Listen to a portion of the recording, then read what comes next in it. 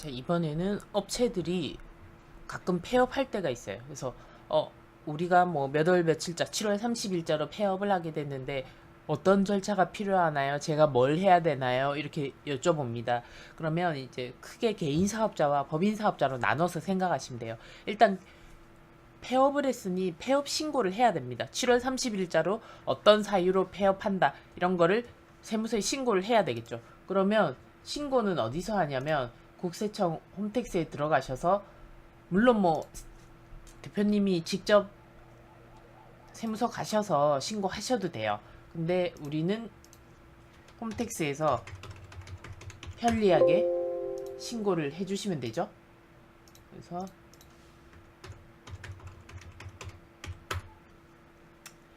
일단 카테고리 제목을 보면 왠지 여길 것 같잖아요. 그러니까 신청 제출에 들어가셔서 여기 보시면 휴폐업 신고 나오죠. 여기 휴폐업 신고 들어가셔서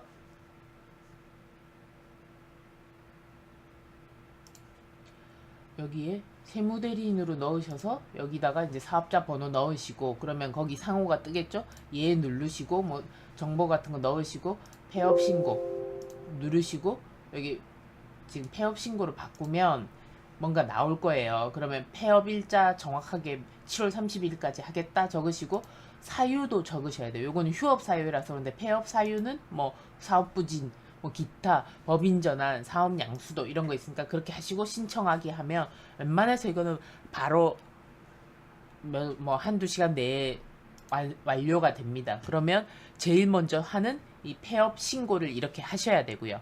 그 다음에 하셔야 될 게, 이제 개인 사업자 같은 경우는 자, 대표님 폐업 신고를 저희가 해드릴까요? 여쭤보시고 네, 해주세요 이러면 홈택스에서 이렇게 신청을 하셔서 네, 폐업 며칠자로 폐업 신고했습니다. 그러면 이제부터 해야 될 일이, 여기 직원이 없었다 그러면 인건비 관련해서는 딱히 할 게 없어요. 물론 프리랜서가 있었으면 뭐 그 직원도 포함이에요. 정규직 직원, 프리랜서 직원이 없었다 이러면 인건비 관련해서 하실 게 없는데, 만약에 정규직이나 프리랜서가 있었다 이러면 이분들 퇴사 처리를 해야 되겠죠. 그러니까 퇴사일자 이런 거 물어보셔야 돼요. 그래서 퇴사일자 받으셔서 직원들 퇴사 처리 다 해주시고, 연말정산, 간단한 연말정산 다 하셔야 돼요. 그래서 하시고 마지막으로 급여대장 주셔야 되겠죠. 그리고 또 우리가 할 일은 지급명세서 제출하셔야 돼요. 원래 지급명세서 제출은 우리 연말정산 이런 거 1년에 한 번 하는 거 2월하고 3월에 보통 하죠. 그 지급명세서 제출을 지금 폐업한 날로부터 폐업한 날이 속하는 달에 이월까지 지급명세 제출을 하셔야 됩니다. 이거 반드시 기억하셔야 돼요. 이거 놓치셔서 가산세 내시는 분들 많아요. 신입분들 이거를 잘 모르시니까 폐업일이 속하는 달에 이월 말일까지 지급명세 제출을 하셔야 됩니다. 그리고 이제 대표님한테 부가세 신고도 폐업일이 속하는 달의 말일로부터 다음 달 25일까지 부가세 신고 납부하셔야 됩니다. 이렇게 설명을 하셔야 돼요. 자, 부가세는 폐업일이 속하는 달의 말일로부터 다음 달 25일까지. 7월 31일에 폐업 신고했다 이러면 8월 25일까지 해야 되겠죠. 7월 5일에 폐업했다 그래도 8월 25일까지. 그래서 부가세 신고 한번 하셔야 됩니다. 그리고 소득세 신고는 아무리 뭐 연중에 폐업하셔도 내년 5월까지 신고를 하면 됩니다. 왜냐? 이 사업장에 대한 소득세만 신고하는 게 아니잖아요. 소득세는 다른 소득도 다 합쳐서 신고를 해야 되는 게 종합소득세죠.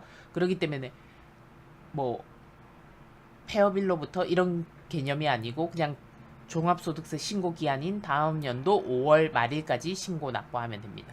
그러면 대표님 이제 개인 사업자는 끝이 났습니다. 이렇게 얘기를 드려야 되는데, 물론 대표님은 끝났지만 세무사 사무실에서 해야 될 일들은 더 많습니다. 그거는 제가 법인으로 한번 설명을 드릴게요. 법인 같은 경우에는 똑같이 대표님 원천세 있으시니까 직원분 퇴사일자 며칠로 하실지 알려주십시오 하셔서, 또는 프리랜서 지급하시는 내역이 있으면 그것까지 같이 주십시오 해서 원천세 정리를 합니다. 정리하셔서 원천세 이행상황 신고서로 신고하시고 납부서 전달해 드리면 되겠죠. 그러고 나서 지급명세서 제출 폐업일이 속한 달이 말일로부터 2월까지 지급명세 제출을 합니다. 요건 뒤에 설명드리고요. 그다음 폐업 부가세. 폐업일이 속하는 다음 달 25일까지 폐업일이 속한 다음 달 25일까지 신고를 해야 합니다. 납부도 마찬가지고요. 9월 5일에 폐업하게 되면 12월 25일까지 해야 되니까 뭐 수기세, 응가세 이런 거 달라고 하셔야 되고요. 여기도 마찬가지로 개인 사업자처럼 중도 연중에 폐업하시더라도 다음 연도 3월 31일 똑같이 법인세 신고합니다. 뭐 그거는 똑같은 경우요. 그 다음에 이제 중요한 게 법인 정리 절차가 있습니다. 법인은 개인 사업자처럼 사업자 폐업 신고한다고 끝나는 게 아니고 법원에 해산 및 청산 등기를 해야 됩니다. 왜냐? 법인 등록번호가 있기 때문이죠. 주민번호처럼 하나 만들어야 된다고 했죠. 그 법인 등록번호를 가지고 해산 및 청산 등기를 하셔야 됩니다. 해산은 청산할 때, 그러니까 이게 개인하고 다른 과정이죠. 법원에 해산 및 청산 등기를 하는데 청산할 때는 회사의 이익잉여금 재무상태표에 보시면 자본안에 이익잉여금이 있을 거예요. 이 이익잉여금은 개업일부터 폐업하는 연도까지 쌓여온 이익입니다. 물론 마이너스면 결손금이 쌓여 있겠죠. 이 이익잉여금에 대해서 청산소득세를 납부하셔야 됩니다.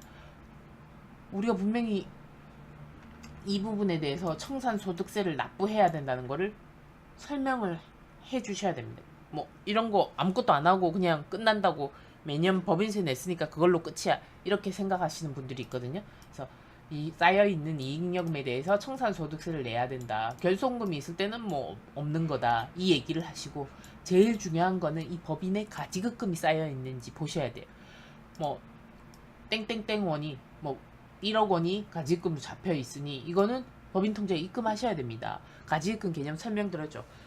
증빙이 없을 때 또는 대표가 돈을 막 뽑아갔을 때 이럴 때는 바로바로 입금을 해야 되는데 입금 안 하고 쌓여 있는 게 가지급금이다. 이거 입금 안 하신다면 법인 대표님한테 상여로 지급된 거로 간주해서 급여 들어갈 때 상여 세금을 내셔야 됩니다. 이러면 연말정산 할 때 세금이 엄청 커지니까 이거는 상여로 받아가시는 것보다 입금을 하시는 게 낫습니다. 이렇게 설명을 하시면 됩니다. 이제 폐업에 관련해서 간략하게 이렇게 말씀을 드리고 우리 세무사 사무실에서 해야 될 거는 아까 말씀드린 폐업 부가세 신고, 급여에 대해서 마지막 달 원천세 이행 상황 신고, 지급명세서 제출 하셔야 됩니다. 그리고 보험 관련해서 하셔야 되겠죠. 4대 보험 때문에 사업장 취득 신고 이런 거 다 하셨잖아요. 그러니까 이런 체크리스트를 만드셔서 폐업 시 직원들 상실 근로자 상실 신고 하셔야 되고 일용직 있었으면 근로내용 확인 신고 다음 달 15일까지 하셔야 되고요. 보수총액 신고 고용산재 하셔야 됩니다. 왜냐하면 국민 건강은 이렇게 보험 상실 처리할 때 급여가 들어가기 때문에 그걸로 된다고 하고요. 보수총액 신고 고용산재만 하시면 되고요. 마지막으로 사업장 탈퇴 신고를 하셔야 됩니다. 거기에 사업자 번호에 대한 보험료 때문에 사업장 가입이 되어 있잖아요. 그거 탈퇴 신고, 보험가게 소멸 신고 똑같은 얘기죠. 국민연금 건강보험은 사업장 탈퇴 신고라고 하고 고용산재는 보험관계 소멸 신고라고 하는데 뭐 팩스로 한 서류로 넣어도 되고요. 이거는 뭐 EDI 이런 걸로 각자 신고를 하셔도 됩니다. 요런 사항을 놓치지 말고 해주셔야 돼요. 이거 안 해주셨다가 폐업했는데 보험료가 계속 부과되는 경우가 있으니까 꼭 주의하십시오.